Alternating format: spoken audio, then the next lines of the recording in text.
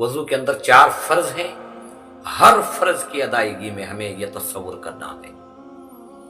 سب سے پہلا فرض کوہنیوں تک اپنے ہاتھوں کو دھونا ہے، اور ہاتھوں کو دھوتے وقت ہمیں یہ تصور کرنا ہے کہ یا اللہ جب نامہ اعمال دینے کی باری آئے تو مجھے میرا نامہ اعمال میرے سیدھے ہاتھ میں دے گا۔ اس کے بعد چہرہ دھونا دوسرا فرض۔ جب چہرے کو دھو رہے ہیں یہ تصور ہو کہ یا اللہ میرے چہرے پر اتنا نور عطا فرما کہ کل حشر کے میدان میں میرے پیارے نبی محمد عربی صلی اللہ علیہ وسلم مجھے دیکھ کر پہچان لے کہ یہ میرا امتی ہے۔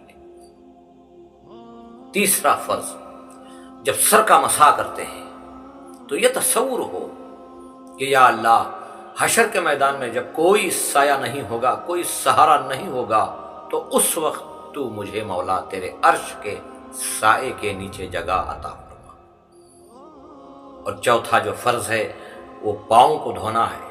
پاؤں کو دھوتے ہوئے یہ تصور کرو کہ یا اللہ جب تک زندہ رہوں صراط مستقیم پر چلنے کی توفیق عطا فرما، اور جب پل صراط سے گزرنے کی باری آئے تو یا اللہ مجھے بجلی کی طرح پل صراط پار کروا دینا۔